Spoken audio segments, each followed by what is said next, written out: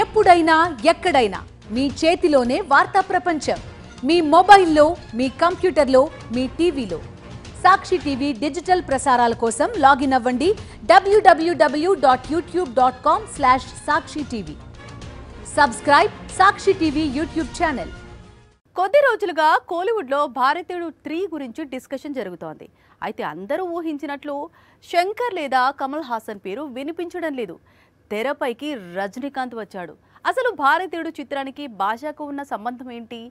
మూడో భాగానికి క్రేజ్ లేదని కూలీ రంగంలోకి దిగుతున్నాడా? జైలర్ భారతీయుడిగా మారి షాక్ ఇస్తాడా?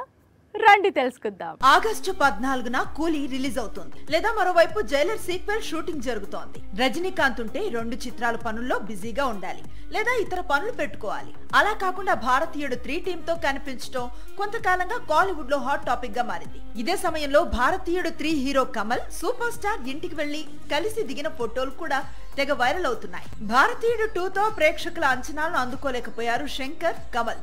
దీంతో సహజంగానే మూడో భాగానికి క్రేజ్ లేదు.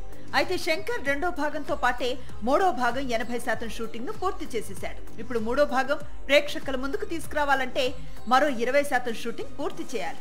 అందుకోసం ఇటు కమల్ అటు శంకర్ మళ్లీ రెమ్యూనరేషన్ అడుగుతున్నారు. అయితే ఇప్పుడున్న పరిస్థితుల్లో మళ్లీ రెమ్యూనరేషన్ ఇవ్వలేమని ముందు భారతీయుడు 3 షూటింగ్ ను పూర్తయ్యేలా చూడాల్సిందిగా రజనీకాంత్ ను ముందు పెట్టి చర్చలు జరిపింది లైకా ప్రొడక్షన్స్. ఇద్దరు సూపర్ స్టార్ చెప్పిన విధంగానే వెళదామని నిర్ణయించుకున్నారు.